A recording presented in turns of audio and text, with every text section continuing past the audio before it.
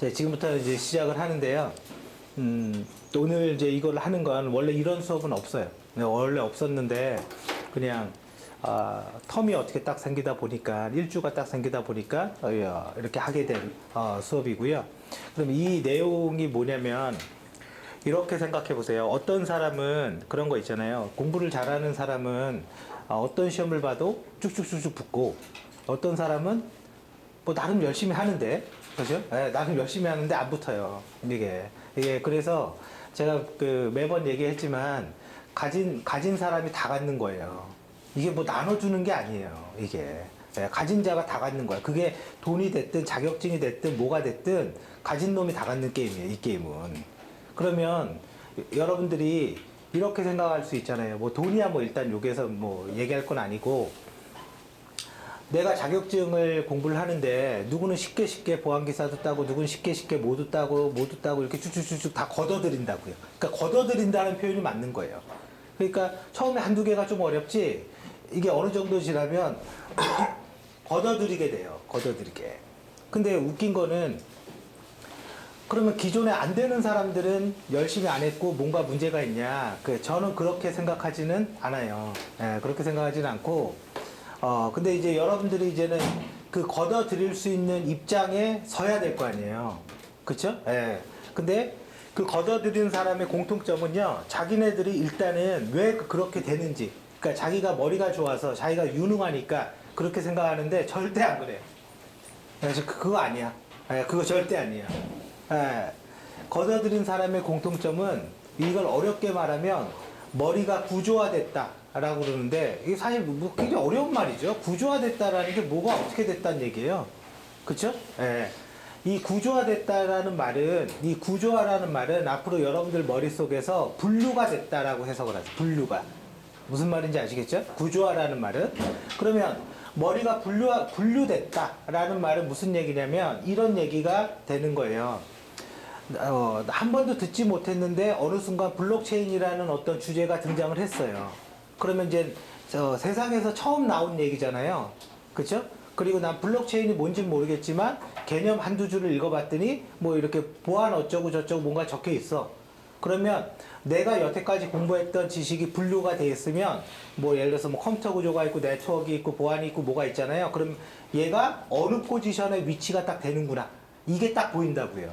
이게 보이면 그 포지션에 관련된 지식을 응용해서 만든 거거든요. 그러면 공부를 안 해도 그냥 대충 알아요. 공부를 안 해도. 그러면 막상 그거를 공부해보면 예를 들어서 개인키 공개키 나온다고요. 나 이거 보안, 그치. 내 분류의 보안이지. 그 다음에 암호키에 관련된 거지. 암호키 중에 공개키에 관련된 거지. 그 공개키 중에 개인키 공개키에 대해서 어떻게 해요? 송신하고 수신하고 여기에 관련된 거지. 그러니까 이쪽은 뭐예요? 공부 안 해도 되는 거죠. 그죠? 이쪽은 알고 있는 거잖아요. 이미. 그리고 거기에 해시 함수도 나온단 말이죠. 이게 마찬가지예요. 클라우드 컴퓨팅이라는 게 나오는데 어떤 사람은 클라우드 컴퓨팅을 태어나서 처음 들었어. AWS를 내가 처음 들었어. 그러니까 인터넷에 글을 보니까 뭐 인터넷을 활용해서 어쩌고저쩌고 한대. 근데 나의 분류 체계에는 뭐가 있냐면 IT 아웃소싱이라는 게 있고 그 안에 유틸리티 컴퓨팅이 있고 그 안에 SLA가 있어요. 그러면 이게 이거네. 그래 이렇게 돼버려요. 이게 뭐 앞에 말 못 알아들어도 돼요. 앞에 말 무슨 말인지 아시겠죠? 그래서 이번 수업을 만들게 됐는데 여러분들이 해야 될 거는 뭐냐면 전반적으로 그냥 다 할 거예요. 가급적 많이 할 건데 이걸 한 다음에 여러분들이 액션은 뭐 해야 되냐면요. 메모를 잘하고 노트 필기를 잘해서 내가 잘 정리를 해놨다. 이거는 의미가 없어. 이거는 왜? 자료 좋은 거 많거든요. 인터넷에도 많고 그냥 돈 주고 책 사도 되고 이건 의미가 없어요. 근데 자기가 직접 쓰는 건 좀 의미가 있어. 들으면서 쓰는 거 자체는 의미가 있는데 문제는 이 강의가 끝난 다음에 여러분들의 행동이 정말 중요해요. 그 여러분들의 행동이 뭐냐? 그래 이거야. 제가 옛날에 맨날 계속 강의할 때 그런 얘기 했죠. 강의 중에 최고의 강의는 시온스쿨이다. 영어를 계속 반복해 준다고 그랬죠. 그죠? 여태까지 영어 강사들은 자 이게 문법이 어떻게 되고 이게 어떻게 되고 뭐 이 패턴을 외우시고요 막 다 이런 식이었단 말이야. 그러니까 강의가 끝나면 우리는 뭐래요? 혼자 공부를 해야 돼. 근데 그게 재밌나? 영어 쓸 일도 없는데. 그쵸? 여러분들이 미국에 있어. 그러면 그게 재밌을 수밖에 없어. 바로 써야 되거든. 근데 여기에서 뭐 쓸 일 있어? 나갈 일 있습니까? 곧 있지. 지금 이런 식으로 바이러스 전파되면 곧 나가야지. 그죠? 여권 갱신하고. 그럼 나가야죠. 자, 그러면 결과적으로 여러분들은 그 노트를 정리한 다음에 이게 이론이든 이게 실무든 어느 정도 외워야 돼요. 이게 훈련이 없으면 아무런 의미가 없는 수업이에요, 이 수업이. 그래서 그거를 외우고 또 하나 더 얘기 드리면 우리가 어떤 자격증이 됐든 공부를 하다 보면 이런 거 있잖아요. 실무 능력이 있어야지 된다. 실무가 있어야 된다. 이론하고 실무는 다르다. 뭐 이런 말들이 있잖아요. 이론하고 실무는 똑같아요. 정말 똑같아요. 근데 아마 그렇게 얘기하는 사람이 없죠. 그죠? 이론 학부에서 공부하는 거는 그거고 실무는 다르다. 왜? 이론은 어느 정도 융통성을 가지고 있어요. 요 상황에서는 어떻게 하라는 거는 약간 자율적 판단이 있단 말이에요. 그거를 다 배제해 놓고 야 이거랑 다르니까 이론이랑 다르네 이렇게 말하는 거라고요. 이론은 일반화시키는 거지 상세화시키는 게 아니에요. 정확하게 이거. 그러면 모든 환경을 다 이론이 다 써놔야 되잖아요. 그렇죠? 그러니까 이론하고 실무는 똑같아요. 예, 똑같은 게 맞고 그 체계에서 여러분들이 어떤 실무를 하면 이 이론을 베이스로 이걸 하는구나. 그걸 알아야지 여러분들이 뭐가 생기냐? 응용력이 생겨요. 응용력이 생기면 이게 응용력이 얼마나 무섭냐면 내가 응용력이 생기잖아요. 자, 봐봐요. 내가 응용력이 생기면 어떤 거를 딱 봤을 때 뭐냐, 그러니까 이런 거예요. 보안으로 치면 내가 어떤 뭐 잘하는 사람이 탁 이렇게 했더니 야 이렇게 하니까 해킹이 돼. 그랬더니 배웠어. 그러면 뭐예요? 그거밖에 못해. 이거 한 1년 지나면 책으로 나와 있어요. 그 기법. 그럴 것 같지 않아요?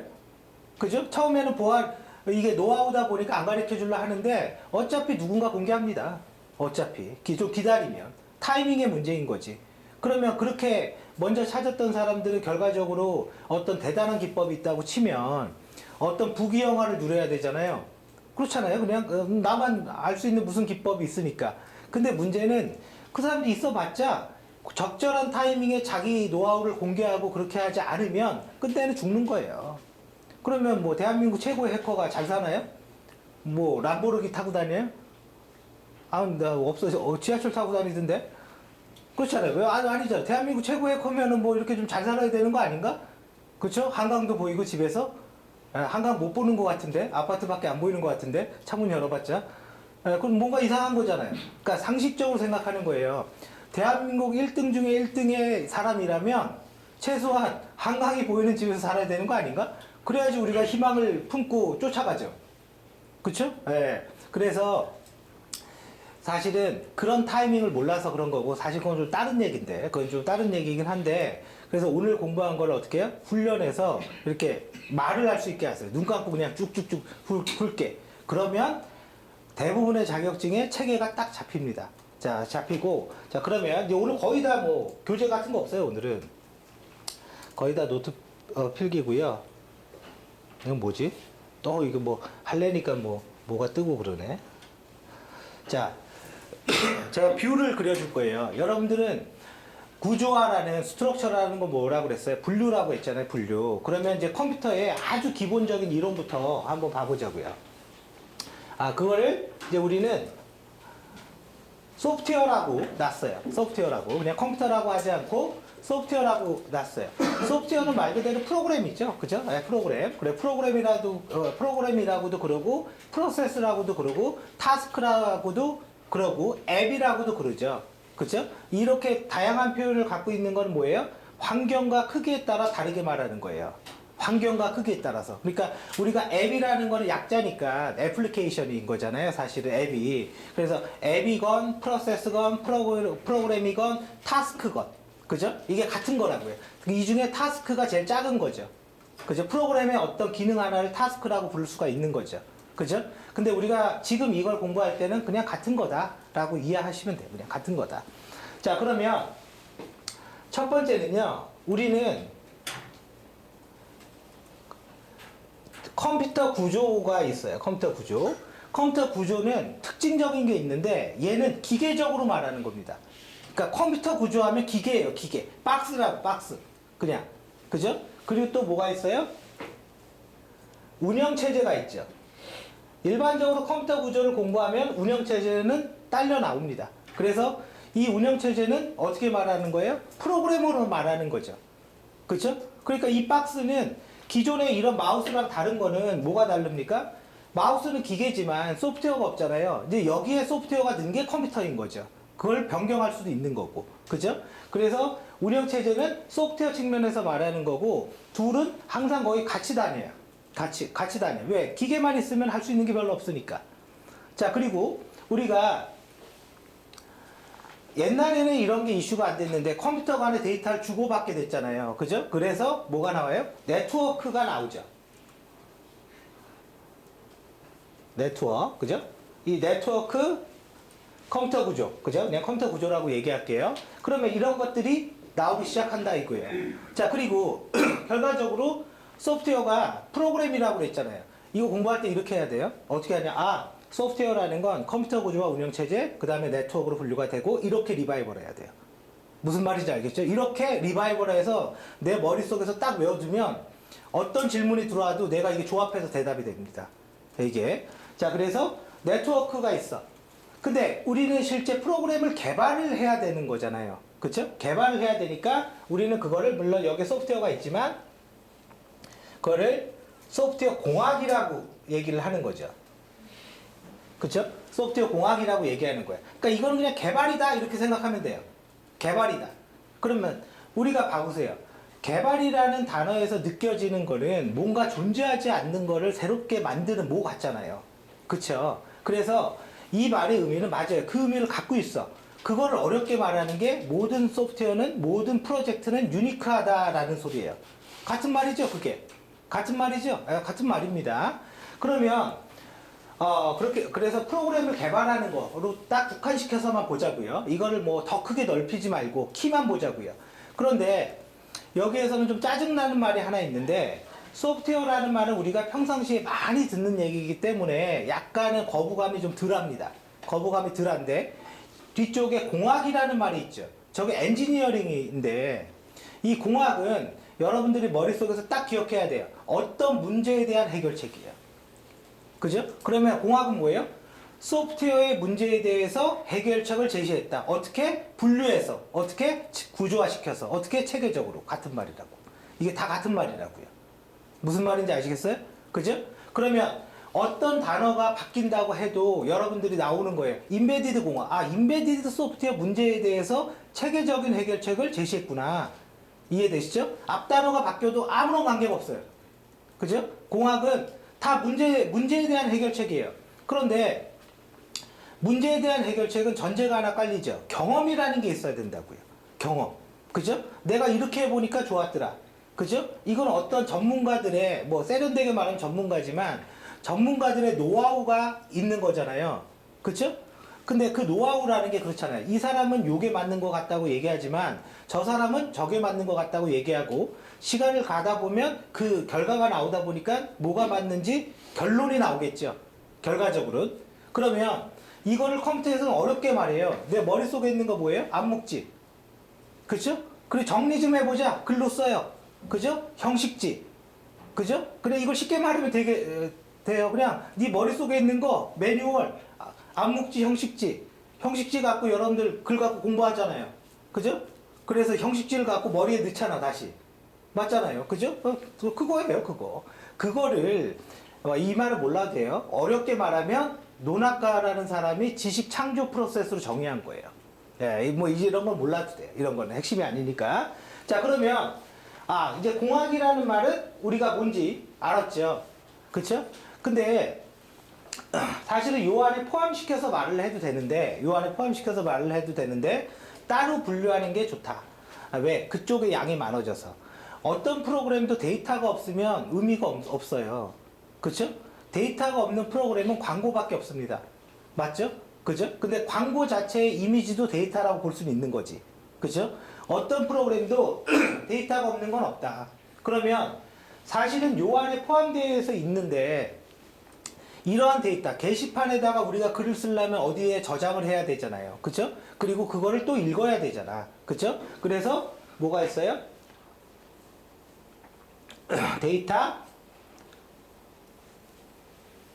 베이스가 있는 거죠. 그렇죠? 물론 두 개는 항상 같이 오게 되는 거죠. 두 개는. 그래서 일단 이 체계를 잡고 그 다음에 한번 보자고요. 컴퓨터 구조는 뭐예요? 하드웨어 측면이다. 컴퓨터는 하드웨어다. 기계다. 근데 이 기계는 아주 중요한 특성을 가지고 있는 기계예요. 그 기계는 뭐냐? 그 기계는 뭐냐면 이겁니다. CPU, 메인 메모리, 디스크. 이 체계는 안 바뀐다고요. 그죠? 이 디스크라는 거를 다른 말로 하면 external storage라고도 부르고요. 다른 말로 하면 보조기억 장치라고도 불러요. 같은 말이라는 거죠. 두 개가. 뭐예요? 메인판에 케이블로 연결된 장치들. 전부 다. 무슨 말인지 알겠죠? 이 컴퓨터에 USB를 꽂았어요. 메인판에, 메인보드에 케이블로 꽂았죠? 전부 다 보조기억 장치. 혹은 뭐 세컨더리 디스크, 뭐 세컨더리 스토리지. 같은 말이라고, 전부 다. 자, 그래서 이런 하드웨어는 그런 특징이 있고, 이 하드웨어를 조그맣게 만들었어. 아주 조그맣게. 그게 뭡니까? 아두이노죠. 아두이노는 요만한 판에다가 CPU, 메모리, 디스크 다는 겁니다. 그러니까 이게 뭐예요? 그냥 컴퓨터랑 다를 게 없죠? 그럼 아두이노에서 공부할 게 뭐가 있습니까? 없죠. 아두이노에서 공부할 거는 어떤 장치, 메인 판에다가 케이블로 꽂으면 익스터널 스토리지라고 그랬죠. 그럼 아두이노에다가 뭔가를 꽂으면 이쪽 꽂는 게 뭐냐면 센서를 꽂아요. 그럼 이 센서를 공부해야 되는 거지. 사실 이 아두이노 자체는 없다고요. 공부할 게. 그죠? 그거를 이제 어렵게 말하면 옛날에 처음 말이 뭡니까? RFID, 그 다음에 USL, 그 다음에 IoT. 같은 말이야. 그냥 같은 말입니다. 이게. 그래서 하드웨어는 그런 특징이 있고요. 좀 다양하죠. 그죠? 우리 스마트폰도 다양한 것처럼. 자, 그 다음에 운영체제라고 있는데 얘는 컨트롤 프로그램이에요. 자, 이런 말은 몰라도 됩니다. 사실은. 왜? 하드웨어를 제어한다라고 얘기를 하니까. 하드웨어를 내가 제어한다. 그러니까 컨트롤, 영어로. 그죠? 컨트롤 소프트웨어라고 제어 프로그램이라고 말한다고요. 그 다음에 네트워크는 지금 우리가 네트워크를 하고 있죠. 왜? 지금 제가 여러분들한테 영어로 말하는 거 아니잖아요. 내가 영어로 말하면 영어를 알아듣는 사람은 알아듣겠죠. 근데 한국어로 말하죠. 그렇죠? 그리고 한국어로 말할 때도 항상 제가 지금 말할 때 여러분들은 조용히 있잖아요. 그렇죠? 그래 방송국의 영어가 뭡니까? 브로드캐스트 하는 거죠. 지금 브로드캐스트로 의사소통하는 거죠. 근데 어떤 분이 저기 뒤에 있다가 내가 못 알아듣겠어. 저기요 뭐 한 번 더 얘기해 주세요. 그렇게 얘기할 수 있죠. 뭐예요? 어렵게 말하면 에라 컨트롤. 그럼 내가 다시 얘기해 줄 거 아니야. 무슨 말인지 알겠어요? 이게 에라 컨트롤이에요. 그러면 이런 것들을 하는 거를 뭐라고 그러냐? 언어. 미국 사람한테는 영어로 얘기하고 중국 사람한테는 중국어로 얘기해야 된다. 이런 약속이죠. 그게 프로토콜이죠. 그게 프로토콜인 거죠. 그러니까 네트워크의 핵심은 결론은 프로토콜이구나. 그죠? 그러면 영어는 국제표준어인 거잖아요. 그죠? 인구를 보면 영어는 어디 가도 대충은 되죠. 그죠? 대충 통하죠. 그러면 여기에도 국제표준어가 있어요. 국제표준어가 있는데 아마 영어도 뭐 기원이 어디에서 만들었는지 모르겠는데 어디에서 뭔가를 만든 다음에 그게 발전이 돼서 지금의 영어가 됐을 거란 말이에요. 그죠? 그렇다면 알파벳이 그런 거잖아요. 그렇다면 가장 모태가 되는 놈이 있고 지금 우리가 많이 활용하는 놈이 있게 되는 거예요. 그래서 가장 모태가 되는 놈은 뭐냐? ISO 7계층. 그죠? 무슨 말인지 알겠죠? 그럼 지금 우리가 쓰는 건 뭐냐? TCP/IP. 그죠? 그건 우리가 쓰는 건 TCP/IP인 거죠. 그러면 지금 우리한테는 그냥 두 개는 같다라고 해석해도 좋다고요. 그냥 같다라고 해석해도 좋다고요. 자, 마찬가지예요. 이제 소프트웨어인데 지금 우리는 윈도우라는 아주 멋있는 그래픽화란 어떤 화면을 보면서 컴퓨터를 써요. 그러면 옛날의 컴퓨터는 어땠냐? 우리가 생각해 보세요. 스마트폰이 여러분들 손에 들어온 지 얼마 안 됩니다. 그죠? 생각보다 얼마 안 돼요. 지금 스마트폰이 없었던 세상이 기억이 안 나는데 지금 스마트폰이 내 손에 있었는지 별로 안 돼요. 그러면 컴퓨터는 이렇게 발전됐죠. 그쵸? 그리고 컴퓨터는 옛날의 컴퓨터는 어떻게 됐어요? 그러니까 뭐 기업에서 쓰는 컴퓨터 신경 쓰지 말고 옛날의 컴퓨터는 컴퓨터 키면 어떻게 해요? 시커먼 화면밖에 안 났어요. 시커먼 화면. 그러면 내가 뭔가 자꾸 쳐야 되는 거야. 뭔가. 그럼 잘 쓰지를 못하면 내가 활용을 못할 거잖아요. 그쵸? 그러니까 이 환경들이 계속 발전한 거죠. 그죠? 발전한 거예요. 그러면 지금 우리가 쓰는 건 뭡니까? 윈도우죠. 자, 지금 여러분들한테 보이는 이 보드판, 내 손가락이 뭐를 쓸 건지 지금 기다리고 있는 거죠. 그럼 이 프로그램은 돌고 있어요? 멈춰 있는 거예요? 돌고 있는 거예요. 그쵸? 돌고 있는 겁니다. 즉, 내가 손가락으로 글을 쓸 때까지 기다리는 거야. 그걸 어렵게 말해볼게요. 이벤트를 기다리는 겁니다. 메시지를 기다리는 거예요. 그걸 어렵게 말해요. 메시지 오리엔티드, 메시지 드리븐. 다 같은 말이죠? 근데 내가 이거를 손가락으로 이거를 그릴지 여기에 명령어를 넣어서 그만 그릴지 지가 어떻게 하냐고요. 그죠? 그러니까 그걸 또 구분해야죠. 그죠? 그러면 이거를 할 수도 있고 요 밑에 명령어도 쓸 수도 있어. 이것저것 다 되면 우리는 뭐라고 그러냐면 영어로 오버젝트라고 그래요. 그러면 지금 우리가 쓰는 거는 뭐냐? 오버젝트 오리엔티드입니다. 대부분이 다. 무슨 말인지 아시겠죠? 그래서 여기에서 객체지향, 오브젝트 오리엔티드. 이 얘기는 오리엔티드라는 거는 지향한다라는 거는 완벽한 객체 지향은 아니라는 의미도 갖고 있는 거예요. 사실 그 말은 몰라도 됩니다. 그 말은 몰라도 돼요. 자, 그래서 객체 지향이 우리가 쓰는 대부분의 요소입니다. 지금 이게 바로 윈도우고요. 이게 바로 웹입니다. 웹이에요. 근데 객체라는 거는 이것저것 다 된다라고 그랬죠. 컴퓨터에서는 이런 게 있어요. 크기의 이슈가 있어요. 도대체 얼마나 한 거냐? 왜냐면 프로그램이 이렇게 큰 거냐 작은 거냐 이런 거 있죠. 이게 크기의 이슈가 있는데 내가 이런 거예요. 이 크기에 대한 기준을 딱 잡았을 때 어떤 사람은 야 이건 프로그램이 좀 크네, 어떤 사람은 좀 작네 이렇게 말할 수 있잖아요. 둘 다 틀린 말이 아니라는 거예요. 그러면 이 크기의 기준을 정해줬는데 어떻게 해줬냐면 내가 이 프로그램을 쓸 수가 있어. 그러니까 사용자가 이 기능을 의미 있게 쓸 수가 있어. 그거를 우리는 뭐라고 그러냐면 컴포넌트라고 부르는 거예요. 무슨 말인지 아시겠어요? 그러니까 오브젝트 하나가 컴포넌트 하나일 수도 있고요. 컴포넌트에 여러 개의 오브젝트가 있을 수도 있는 거야. 무슨 말인지 알겠죠? 근데 컴포넌트라는 영어를 쓰는 거는 어느 타이밍에 쓰냐? 사용자가 의미 있게 쓰는 거야. 프린터 버튼을 누르면 프린트가 돼. 그쵸? 이게 사용자한테 의미가 있는 거죠. 그죠? 그래서 이 오브젝트 오리엔티드와 항상 같이 나오는 게 컴포넌트가 되는 거예요. 컴포넌트가. 그죠? 그래서 이거를 어렵게 말하면 CBD죠. 컴포넌트 베이스 디벨로퍼먼트. 그죠? 그러면 이 컴포넌트 안에는 뭐가 있는 거예요? 오브젝트가 되는 거죠. 지금 얘기하는 게 4년 동안 배운 컴퓨터공학과 졸업생의 답니다. 별거 없어. 예. 그러니까 이제는 전공자라고 보면 돼요. 이제 비전공자 없어 이제. 예, 정말이에요.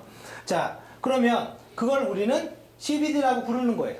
자, 그래서 우리는 메인이 이거구나 결론은. 그 다음에 소프트웨어 중에서 데이터가 없으면 의미가 없다라고 그랬잖아요. 그쵸?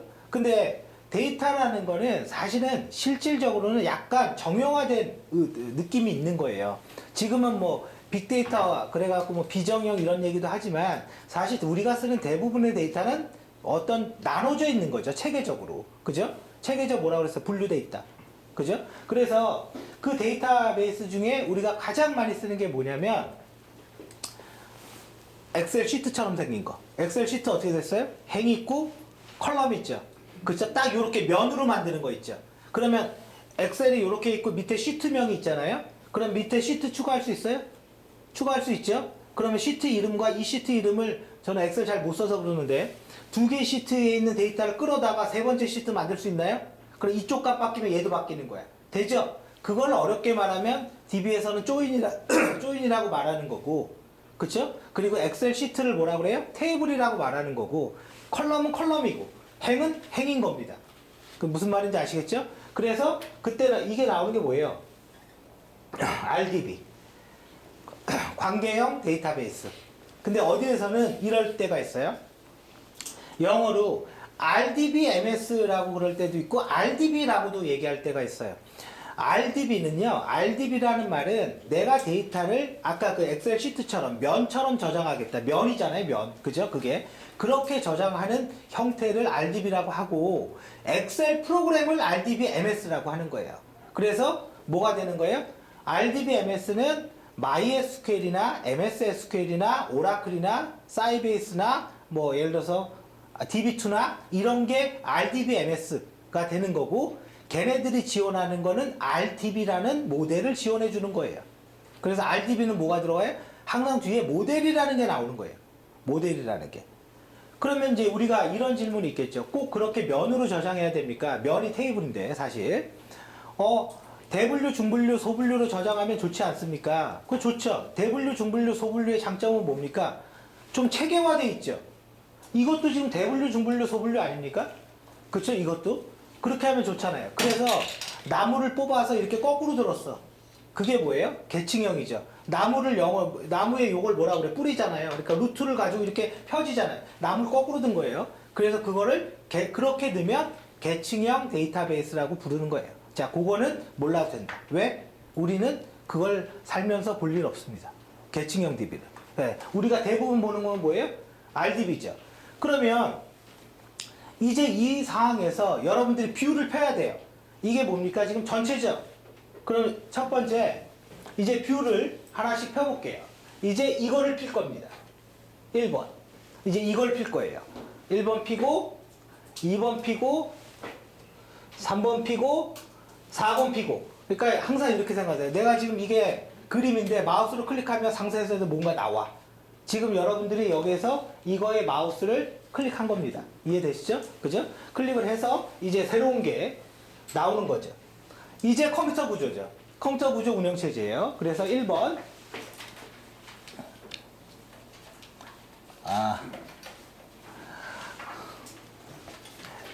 돈을 얼마를 써도 이 강의 못 들어요. 누구한테 가도 못 들어요. 이거는 대한민국에서 나밖에 못 해요. 10년 걸렸어. 이거 하는데. 네, 이거 하는데. 그러니까 요번에 우리가 이제 공부를 하면 다 이렇게 커맨드 이렇게 하는데, 커맨드도 요 안에 다 붙어 있어. 이 책에 꼭 잡아놔요. 네, 한 번밖에 없어, 이기에. 자, 컴퓨터 구조. 그 다음에 운영체제 있죠? 얼마 안 걸려요. 정말 얼마 안 걸려. 이거. 자, 컴퓨터 구조 운영체제가 있습니다. 그럼 컴퓨터에서 제일 위에 있는 거, 우리가 하면 맨날 얘기하는 거 CPU라는 말 있잖아요. 그죠? 그래서 제일 위에는 컴퓨터는 CPU가 있어요. 이건 뭐 많이 들어봤을 거예요. CPU는 데이터를 저장하지 않습니다. 그냥 연산만 하는 거예요. 그래서 이것도 어려운 말로 하면 비메모리 반도체라고 그래요. 비메모리 반도체. 무슨 말인지 알겠죠? 기억하지 않는다. 그리고 CPU도요, 봐보세요. 어떤 CPU를 이만하게 만들었어요. 그러면 이거를 또 쪼개서 이렇게 많이 잘라두면 어떤 새로운 부품처럼 만든 다음에 이거를 야 너는 뭐하고 너는 뭐하고 이렇게 흩어뜨릴 수가 있잖아요. 역할을. 그쵸? 그래서 처음에 CPU는 한 세트로 만들었는데 요걸 이제 나누기 시작합니다. 그게 여러분들이 쓰는 코어예요. 스마트폰 듀얼 코어. 그래서 코어 아까 그랬잖아요. 프로그램과 프로세스는 같은 말인데 이 프로세스를 작게 말하면 타스크다. 자, 그러면 CPU와 프로세서예요. PROCESSOR. OR은 CPU를 얘기하는 겁니다. SS가 아니라. 그럼 CPU와 프로세서는 같은 말이고 이 프로세스를 또 작게 나눠서 개별적인 기능 단위로 만든 CPU가 코어예요. 코어. 그러면 멀티코어. 코어가 여러 개다. 그 얘기인 거죠. 그죠? 멀티코어. 그죠? 네, 그래서 그런 CPU가 있고요. 그러면 이 CPU의 역할은 기본적으로 뭘 하는 거냐? 산술연산과 논리연산밖에 못합니다. 딱 그거밖에 못해요. 그러면 산술연산과 논리연산을 하는 뭔가가 있다 이거죠? 그게 ALU라고 합니다. 이 ALU는 누산기 그러는데 산술과 논리연산밖에 못해요. 그래서 너는 그래 연산이라고만 쓸게요. 산술연산은 뭔지 알죠? 더하기 빼기 뭐 곱하기 나누기 이런 거 하는 거고, 논리연산은 and or not, 영어 그대로 해석하면 됩니다. and or not은. 자, 그러면 어떻게 컴퓨터가 산술연산과 논리연산을 하냐 생각을 해보세요. 컴퓨터는 전기 없으면 돌아요? 안 돌아요. 전기는 그냥 어떻게 보면 온 오프밖에 없어. 전기를 보냈다 안 보냈다 맞잖아요. 그죠? 그러면 그거를 이제는 우리가 공부를 할 때 어렵게 쓰는 거야. X라는 값이 있는데 전기를 보냈다 안 보냈다. 근데 이럴 수는 있죠. 강도라는 게 있어서 보내긴 보내는데 세게 보냈다 약하게 보냈다. 이건 있잖아요. 우리가 흔히 아는 거 220V, 110V. 외국 나가면 110V죠. 여러분들 외국에서 살면 110V의 가장 큰 문제점은 우리 어렸을 때 있었는데, 야, 두꺼비 집 나갔나 보다, 올려라. 그런 일이 있어요. 외국에선. 예, 우리는 그런 거 있어요? 없어요. 그 대신 손가락 넣으면 죽어. 무슨 말인지 그거밖에 없어. 자, 그래서 강도는 있구나. 세게 보냈다, 약하게 보냈다. 그죠? 그러면 X가 있고 Y가 있어. 그러면 여기에다가 전선을 이렇게 넣으면 되잖아. 맞죠? 그죠? 그러면 전선을 넣는데 0.5V 이하로 보내면 야, 앞으로 그거는 0이야. 0.5V 이상으로 보내면 앞으로 그거는 1이야. 약속인 거죠. 약속인 거죠. 그러면 컴퓨터가 뭘 알게 돼요? 0과 2를 구분하게 되는 거죠. 그쵸? 0과 2를 구분하게 돼요. 그리고 나서 여기다가 게이트를 하나 딱 붙여요. 이걸 게이트라고 합니다. 이게 AND인데, 아니 이런 거예요. 두 군데에서 0.5V 이상이 오면 그대로 내보내주고 0.5V 이하가 한쪽이 오고 이쪽은 0.5V 이상이야. 그럼 1, 0이라고 인식해야 하니까 그때는 전기를 나는 0.5V 이하로 내보내주자. 그렇게 만들 수 있죠. 그쵸? 그거는 기계니까. 그죠? 그러면 전기가 오면 요게 나온다 이거죠. 그러면 이제 봐보세요. 내가 1하고 1이 왔어. 0.5V 이상의 전기가 둘 다 왔어.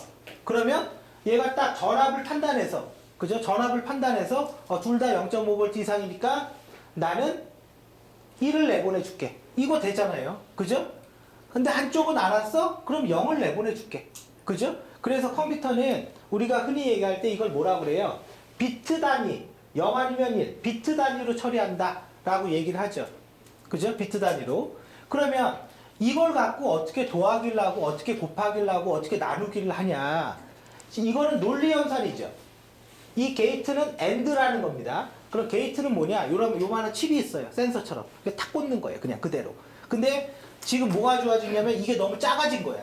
작아져서 옛날에는 트랜지스터 이렇게 덩어리가 있었는데 작아지니까 반도체 안에 계속 들어간 겁니다. 그러니까 눈에 안 보이죠. 그냥 덮어버린 거죠. 그냥. 그러면 우리가 이거 있잖아요. 삼성전자가 뭐 무슨 나노 바이트 뭐 메모리를 만들었다. 뭐를 만들었다. 이건 뭐예요? 적층한 거예요. 계속 밀어넣은 거예요. 쌓고 나서 눌러버린 거라고요. 이해되시죠? 네, 쌓고 눌러버린 거예요. 자, 그러면 이렇게 했는데 어떻게 그러면 더하기 빼기를 하냐라고 보면 여기에다 그릴게요. 그거는 AND가 있고요. 1하고 1이 들어가요. 우리가 1 더하기 1은 2입니다. 맞죠? 1 더하기 1은 2예요. 근데 컴퓨터는 이진수밖에 모르니까 이걸 할 수가 없어. 그죠? 2라는 값을 가질 수가 없어요. 왜? 최대값이 1이니까. 이진수니까. 그죠? 그러면 이렇게 하나 만들고요. 1 더하기 1은 최대값 뭐가 나와요? 1이 나오죠. 1 더하기 1은 최대값이 1이 나와요. 그러면 이렇게 되면 문제가 하나 생겨요. 1 더하기 1을 우리는 구현할 수 없게 됩니다. 그쵸? 그래서 어떻게 해요? 전기를 하나 더 따. 그죠? 전선을 이렇게 따면 전기 두 갈래로 가죠? 그죠? 그 얘기예요, 그냥. 전선을 하나 더 따고 게이트를 하나 만들어줘요. 이 게이트는 뭐냐?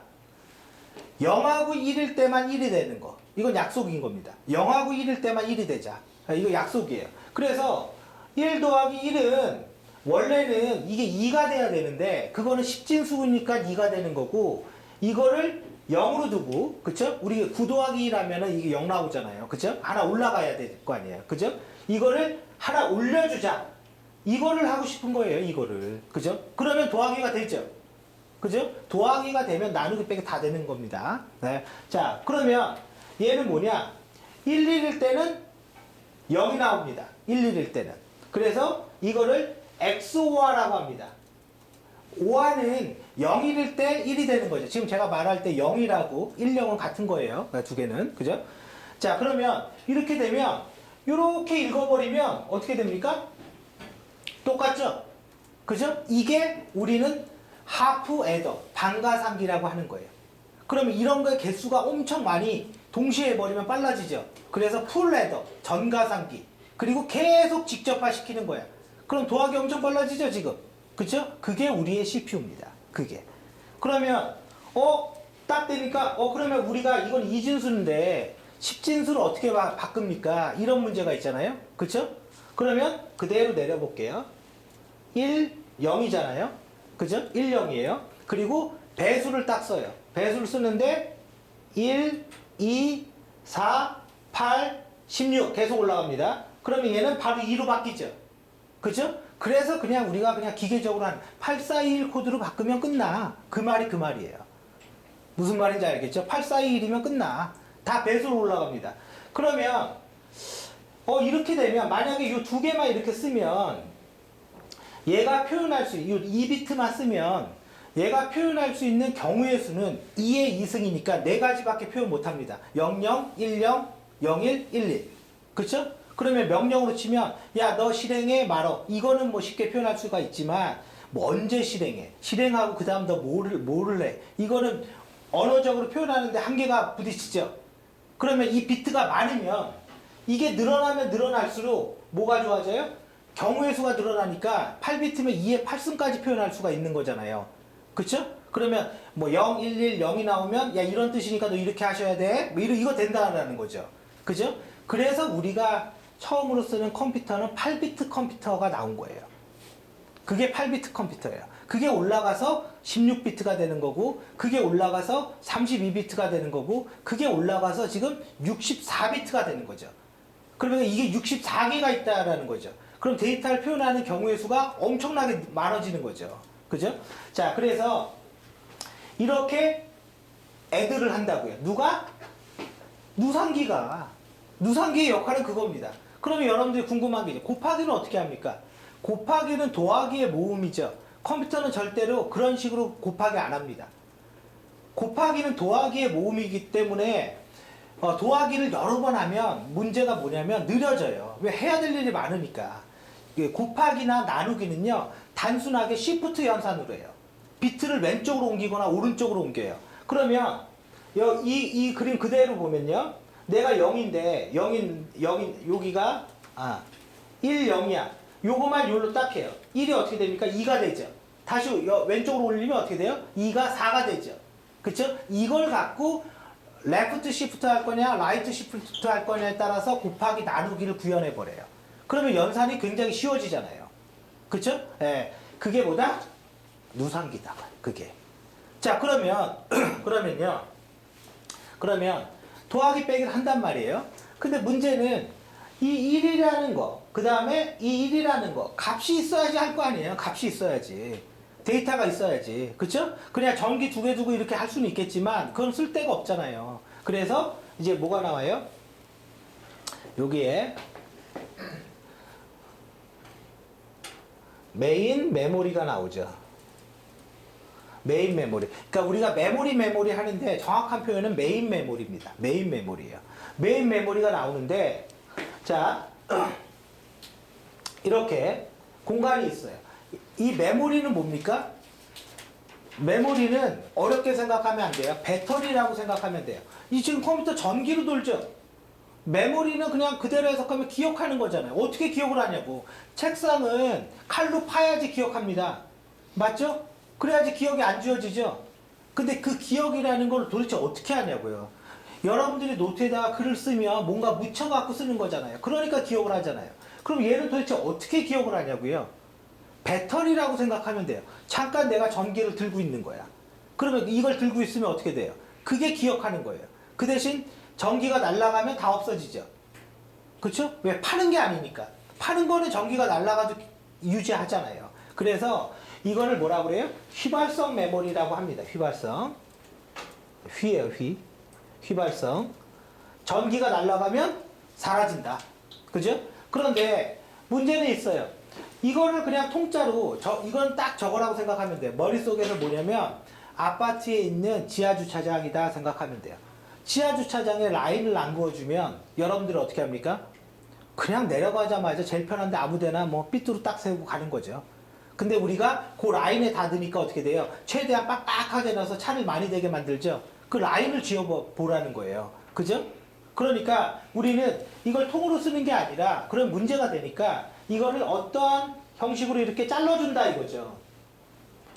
그쵸? 잘라줘요. 그러면 우리가 제일 난감한 게 그거잖아요. 에버랜드 갔는데 차 뭐 일단 빨리 들어가고 싶어서 주차장에 딱 세워놨어. 그리고 집에 갈 때 되니까 도대체 내 차는 어디 있을까? 에버랜드 주차장 엄청나게 큽니다. 그죠? 이러니까 문제가 되잖아요. 그래서 에버랜드에서 하는 게 뭡니까? 뭐 이렇게 광고 같은 거 있어갖고 뭐 누르면 당신 차 어디 있습니다. 가르쳐 주는 게 있어. 너무 크니까. 그쵸? 그러니까 여기에 뭐가 필요합니까? 어드레스가 필요한 거예요. 그죠? 에버랜드 주차장 뭐 G 게이트에 있고 G 게이트에 몇 번에 있다. 이거 있어야지 내가 찾아가죠. 안 그러면은 그 용인을 다 돌아다녀야 돼요. 지금 내가. 그쵸? 그래서 어드레스가 있는 거죠. 자, 그러면 여기 있는 데이터를 여기다 올려야 된다고요. 그러면 여기는 이런 모양이 있을 거예요. 첫 번째는요. 1 더하기 1을 하라고 그랬잖아요. 어디엔가 값은 1이 있어. 어디엔가 값이 1이 있어요. 이 두 개를 더해라. 그럼 더하라는 건 무슨 말이에요? 명령이죠. 명령. 그쵸? 이 명령은 컴퓨터에서는 여러 개로 쓰는데 영어로 하면 instruction이잖아요. 그죠? 근데 영어로 하면 operation이라고도 얘기합니다. 그리고 또 영어로 하면 이 명령을 뭐라고도 얘기하면 control이라고도 해요. control. 이게 거의 유사한 말입니다. 이게. 근데 여기에서는 instruction이라는 표현을 씁니다. 그러면 이제 하나부터 봐봐요. 요놈이 내가 데이터를 갖고 와야지만 더하기 빼기를 하는 거죠. 일단. 그쵸? 그러면 도대체 데이터 어딨냐? 이놈 입장에서 뭘 알아야 돼요? 어드레스를 알아야죠. 그쵸? 그래서 여기에 뭐가 하나 등장을 하는데 영어 약자만 알면 됩니다. 메모리 어드레스 레지스터. 메모리 어딨냐고 그거. 그쵸? 메모리 어딨냐고요. 야 여기 있어. 여기 주소가 딱 있으면 야 여기 있어. 이렇게 딱 찾아갑니다. 한 방에. 한 방에. 뭐죠? 여러분들 여기 올 때 뭐 어떻게 종로에서 혹시 강의점 여기 있나 하고 뭐 뒤지다가 오셨습니까? 주소 갖고 한 방에 왔죠?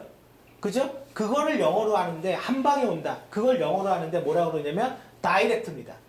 그걸 영어로 하는데 그 다이렉트를 다른 말로 뭐라고 그러냐면 랜덤입니다. 같은 말이에요. 그걸 영어로 하는데 같은 말이 뭐냐면 주소를 알았잖아요. 주소는 유일해야 되죠. 그죠? 해시입니다. 그러니까 해시 매핑, 다이렉트 매핑, 랜덤 매핑이 같은 말이라고요. 그러면 랜덤 액세스 하면 무슨 뜻이에요? 한 방에 찾았다. 그죠? 뭐를 갖고? 해시 주소를 가지고 같은 말이라고요. 그래서 이런 거예요. 어떤 원서에서는 예를 들어서 다이렉트 매핑이라는 말이 없고요. 해시 매핑, 해시 어드레싱 이런 말을 써요. 그게 같은 말이거든. 또 디스크에서는 다이렉트 매핑이라는 걸 쓰지 않고요. 랜덤 액세스라고 그래요.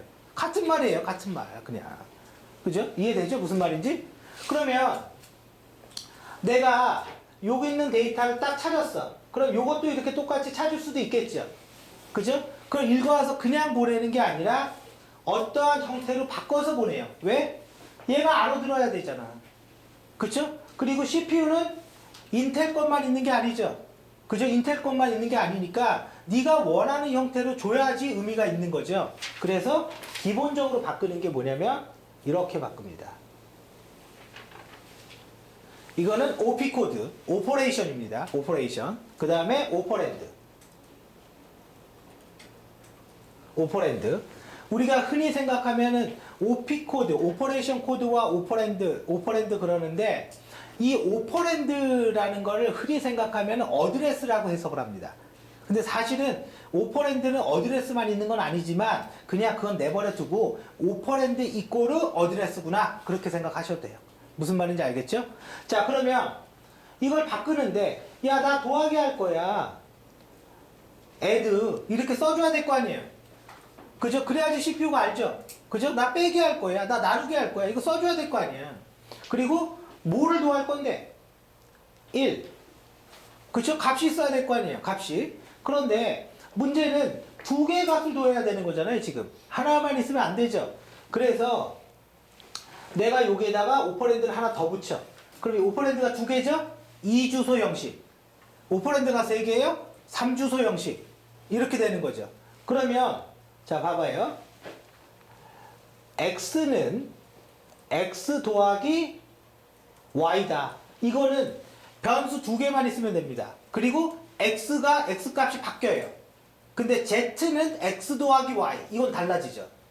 그죠? 이건 달라집니다. 그죠? 그러면 너 어떤 식으로 할 건데 요 개수에 따라서 0주소, 2주소, 1주소, 2주소, 3주소까지 있는 거예요. 3주소가 뭡니까? Z는 X 더하기 Y가 되는 거죠. 그죠? 지금 여기에서 오퍼레이션, 명령은 뭐예요? 더하기 equal. 이것도 명령이죠. 넣어라. 이거 명령이죠. 이것도. 그러면 만약에 이런 경우 같은 경우에는 지금 봐보세요. 만약에 이걸 더해서 얘를 바꿔버리면 이 값이 바뀌죠. 그죠? 이걸 동시에 처리하면 이 값이 흐트러지잖아요. 그죠? 그래서 이 결과를 잠깐 넣었다가 계산 끝나면 x에 넣는 그런 게 필요하겠죠. 그죠? 연산 결과를 임시 저장하는 뭔가가 필요합니다. 그래서 여기에 뭐가 있냐? ACC라고 합니다. Accumulator라고 하는 거예요. 뭐예요? 임시적으로 잠깐 저장해. 이런 거 할 때. 그쵸? 결과 임시적으로 잠깐 저장해. 그리고 데이터를 끄집어 와야 되는데 그게 일단 명령부터 하죠. IR Instruction Register add만 빼와봐. 그죠? add만 잘라와봐.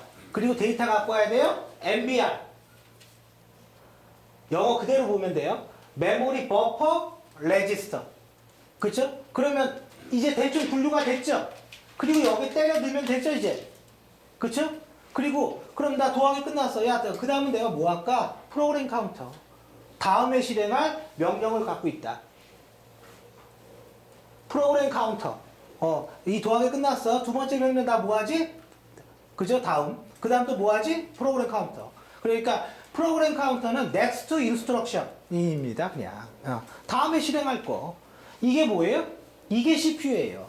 그래서 우리가 CPU를 보면 CPU의 핵심은 결과적으로 이렇게 한 세트가 되는 거예요. CPU는. 그죠? 그래서 메모리 어드레스 레지스터. 메모리에서도 데이터 어디 있어? 메모리 버퍼 레지스터. 데이터 뭐야? 그 다음에 뭐예요? 인스트럭션 레지스터. 명령은 뭔데? 그쵸? 그런데 여기에서는 약간 좀 주의사항이 있어요. 인스트럭션을 우리가 뭐라고 그랬냐면 add라고 했습니다. 근데 add는 사람이 알아듣는 말이지 컴퓨터가 알아듣는 말이 아닌 거예요.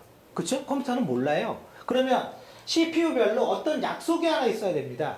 야, add는 0x01이야. 무슨 말인지 알겠죠? 이거는 약속입니다. 이거는 CPU별로 다 틀려. 이거는. 그러니까 이 값은 이 기계에 대한 매뉴얼이 있어야지만 할 수가 있는 거예요. 그죠? 근데 우리가 만약에 컴퓨터를 샀는데 인텔 걸 안 사고 ARM 걸 샀어요. 근데 저 테이블이 틀려. 그러면 저 테이블에 맞춰줘야 되잖아요. 그럼 우리가 그걸 프로그래밍을 해야 돼요. 그럼 언제 쓰냐고요. 그러니까 그걸 누가 해요? 윈도우가 알아서 해주는 거예요. 윈도우가. 그죠? 그걸 윈도우가 알아서 해주는 거예요. 자, 그래서 요거를 갖다가 요런 테이블들이 있겠죠? 요 0x00의 add야 이런 게 있겠죠? 이거를 interrupt vector 테이블이라고 그래요. 혹은 그냥 interrupt 그래도 됩니다. interrupt 뭡니까? 돌발사항 이런 거잖아요. 그죠? 뭐예요? 야, 이거 해. 명령은 이거 해. 그 소리입니다. 그래서 이게 interrupt예요. 그러면 컴퓨터에다가 뭔가를 시킬 때 interrupt를 콜하면 이게 되죠. 근데 이 interrupt를 다른 말로 해볼게요. 시그널 같은 말입니다. 무슨 말인지 알겠어요? 그러니까 interrupt는 갑자기 컴퓨터가 꺼졌어. 그것도 interrupt입니다. 그죠? 근데 시그널이라고 하는 거는 프로그램적으로 뭔가 부르는 거. 사실 걔도 interrupt예요. 그러니까 interrupt가 더 큰 말이죠. 그죠? 근데 우리가 공부를 할 때는 시그널은 interrupt구나 그렇게 공부해도 됩니다.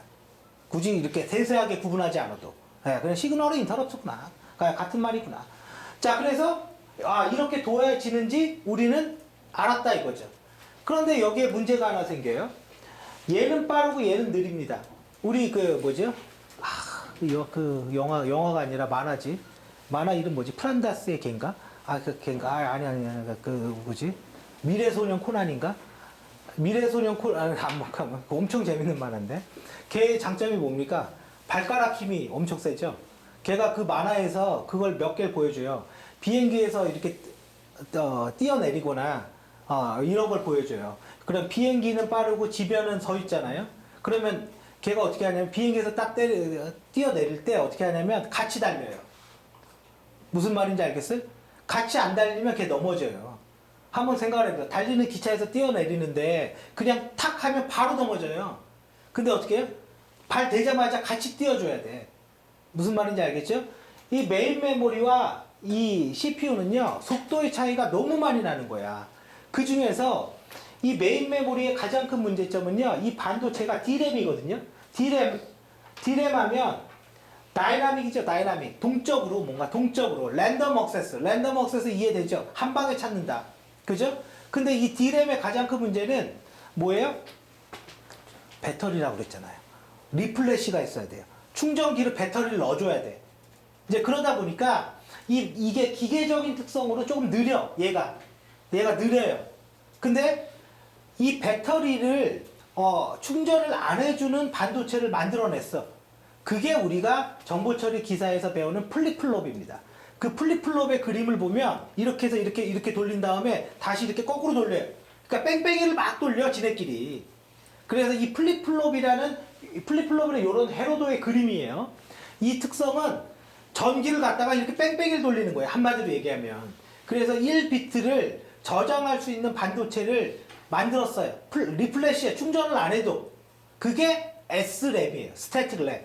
그러면 얘는 얘보다는 훨씬 빠른데 얘보다는 느린 거야.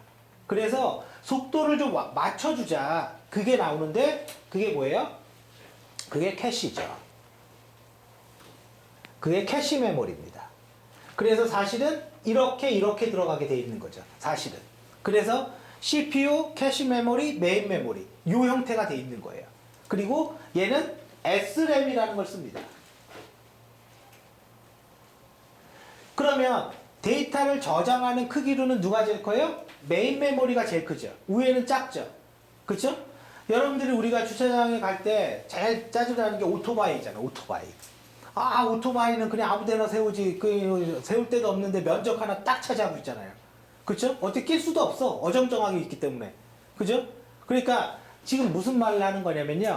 오토바이는 지하주차장의 크기에 맞지 않는 거예요. 너무 많은, 오토바이 입장에서는 면적이 너무 큰 거죠. 그쵸? 그리고 이 얘기는 그건 거예요. 얘는 작고 얘는 크다. 그리고 마찬가지. 얘는 작고 얘는 크다. 서로 상대적인 겁니다. 그러다 보니까 주소 체계가 안 맞는 거야, 지네끼리. 내가 1일 때 너는 2개 있고, 내가 2개일 때 너는 8개 있고. 이게 안 맞는 겁니다. 그러면 어떻게 돼요? 이거를 맞춰줘야죠. 그죠? 이걸 또 어렵게 말하면 어드레스 매핑, 주소를 맞춰준다고 그냥. 그러니까 이런 거예요. 우리 동호수 주소가 있고 도로명 주소가 있잖아요. 근데 아직까지 도로명 주소 잘 기억이 안 나면 어떻게 합니까? 옛날 동 친 다음에 매핑해주죠? 그 매핑이 있어요. 그래서 지금 보이진 않아도 여기 매핑 필요합니까?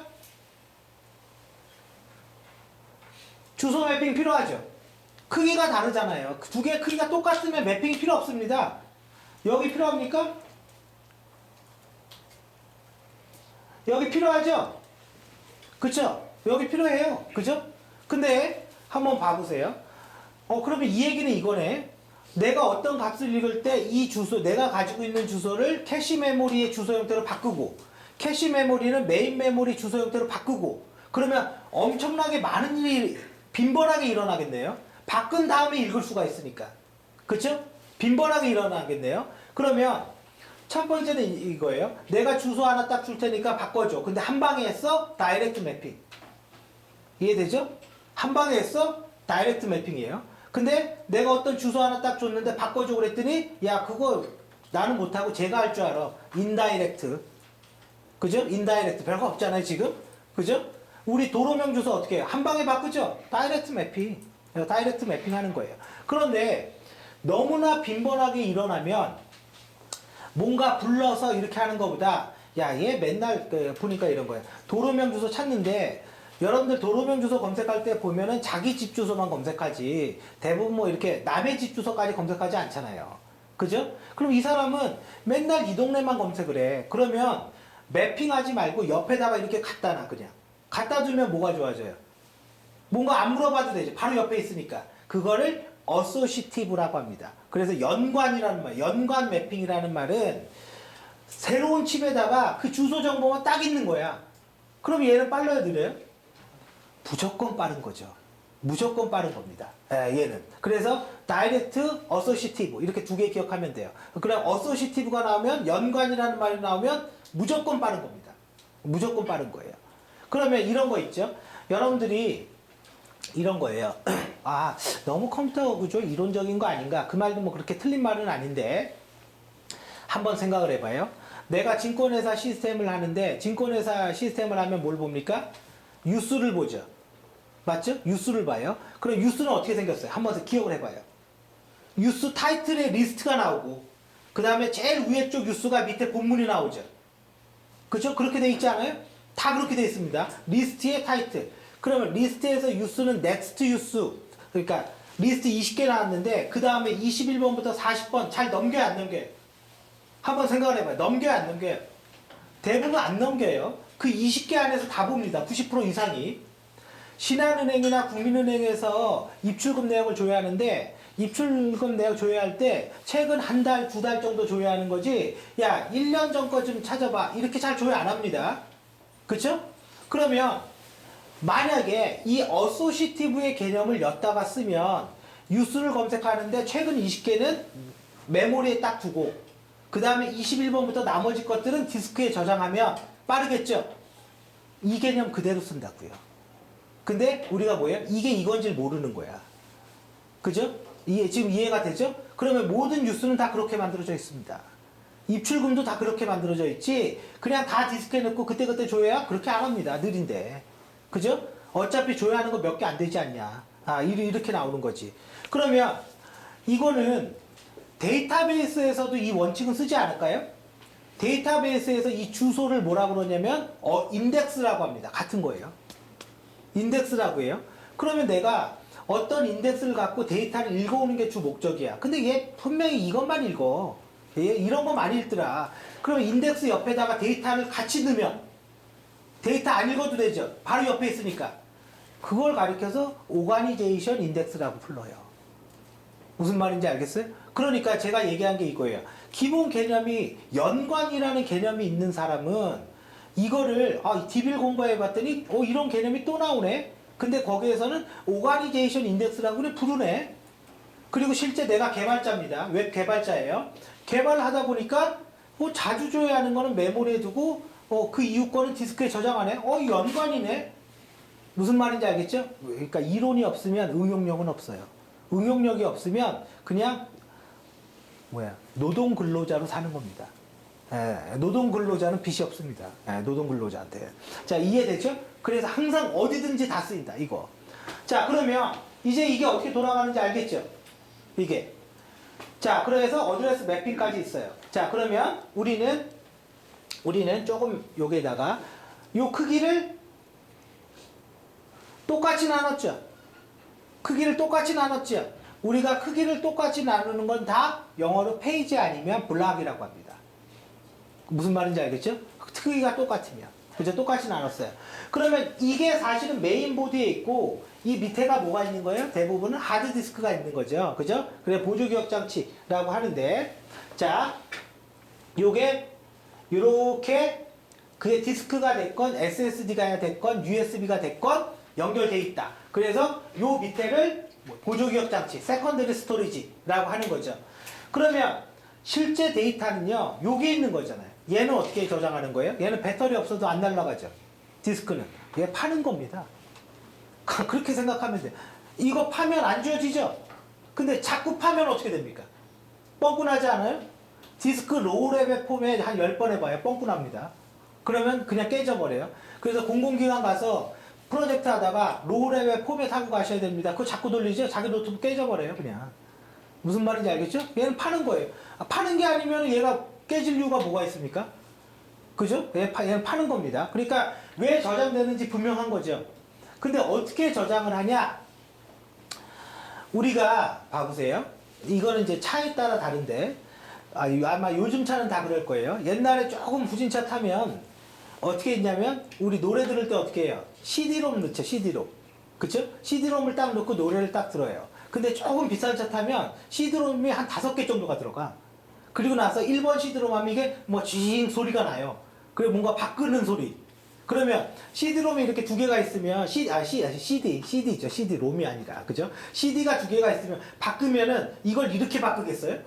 이거 어려울 것 같잖아요? 이렇게 바꾸려면 이쪽을 밀었다가 내리고 다시 올리고 이렇게 가야 되는데 얘네는 두 개를 두고 읽는 놈만 밑으로 내리겠지. 그쵸? 네, 얘는 올랐다 내렸다만 하면 되니까 읽는 놈만. 마찬가지예요.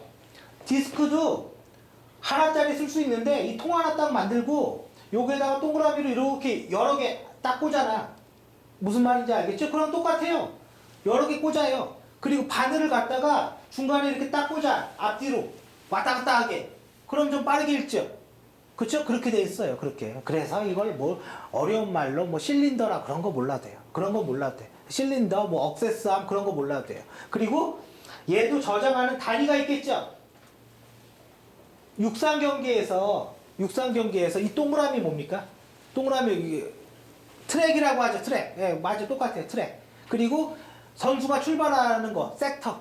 그죠? 얘는 섹터 단위로 저장합니다. 섹터 단위로. 그럼 섹터의 크기는 다 다를까요? 같을까요?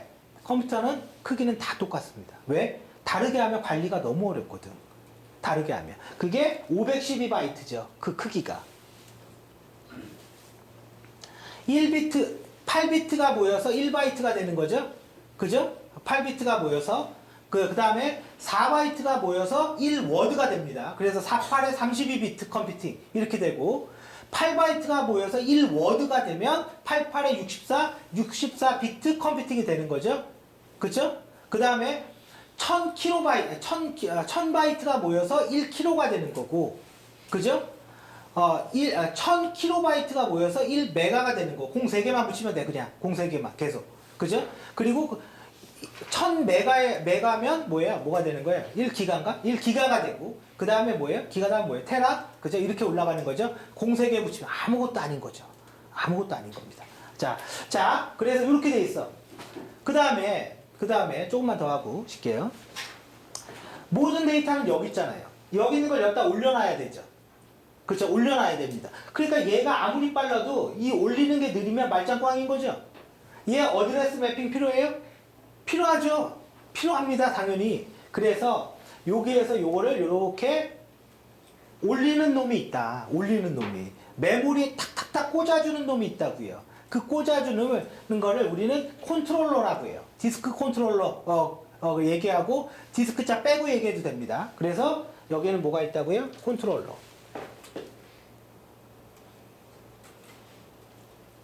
근데 이제 이거 이론적으로 얘기하면 완전히 이론적으로 얘기하면 옛날 거는 프로그램에 의한 입출력, 프로그램드 IO라고 그래요. 그래서 몰라도 됩니다. 이건 시험 볼 때 보는 거고. 얘는 여러분들이 봐보세요. 얘가 아무리 빠르고 얘가 아무리 빨라봤자 요거 느리면 말짱꽝이죠. 그쵸? 자, 내가 게임을 하는데 게임의 특징은 뭐예요? 화면이 자꾸 바뀌죠. 화면이 계속 바뀌어요. 아니 인터넷상으로 게임을 하는데 나는 옛날 화면 갖고 게임을 하고 있고 얘는 최신 화면이야. 그럼 나는 무조건 집니다. 그렇지 않겠어요? 그러니까 화면의 속도가 나와줘야 돼요. 그러면 이 영상만 처리하는 CPU를 따로 꽂죠. 그쵸? 그게 GPU잖아요. 그 GPU는 이게 카드가 커요. 그러다 보니까 본체가 게임용 컴퓨터는 본체가 크죠. 그쵸? 노트북은 안 되는 거야. 그 카드를 못 넣거든. GPU를. 자, 그래서 얘도 마찬가지예요. 입출력이 느리면 어차피 이 두 개 백날 빨라봤자 말짱 꽝인 거예요. 그러니까 이 입출력을 어떻게든 빠르게 해야 되는 거예요. 그죠? 그래서 전용 입출력 카드를 딱 꽂는 게 좋겠죠? 그게 우리는 뭐라 그래요? 채널이라고 하는 거죠. 채널. 이게 이제는 이 채널, 전용 카드. 이게 제품으로 나온 게 스카시, PCI 카드 이렇게 나오는 거예요. 이해되죠? 그죠? 뭐 PCI, 스카시. 그러면 컴퓨터 살 때 이제 이렇게 해야 되겠죠? 입출력 카드, 스카시 중에 뭐냐? PCI 중에 뭐냐? 뭐 이거 제품의 명입니다. 카드에. 그죠? 그런 거 다 봐야 되겠죠? 왜? 백날 빠르면 뭐해? 이거 느리면 꽝인 거죠. 저희랑 똑같은 거예요. 캠코더 사는데 풀 HD, 소니. 한마디 하는 거죠. 아니 카메라 안에서 풀 HD면 뭐해? PC로 빼오면은 완전 아날로그인데. 우리가 캠코더로 동영상 봅니까? 그죠? PC로 보죠? 볼 거면. 말짱 의미가 없는 거죠. 그런 거는. 자, 그런 거 얘기하는 거예요. 그래서 요게 뭐라고요? CPU, 메인 메모리, 캐시 메모리, 메인 메모리, 그 다음에 디스크. 뭐예요? 이게 컴퓨터 아키텍처. 이거를 운영체제로 얘기하면 기억장치 계층 구조. 위로 가면 뭐예요? 속도 빠르고 밑으로 가면 용량 크다. 그 얘기인 거예요, 지금. 그래서 요 틀이 딱 있어야 됩니다. 그리고 요 그림에 하나를 더 그리는데 이제 프로그램 코딩을 딱 두고 이게 어떻게 돌아가냐. 그거를 봐야 돼요. 자, 그래서 잠깐 쉬었다가 하죠.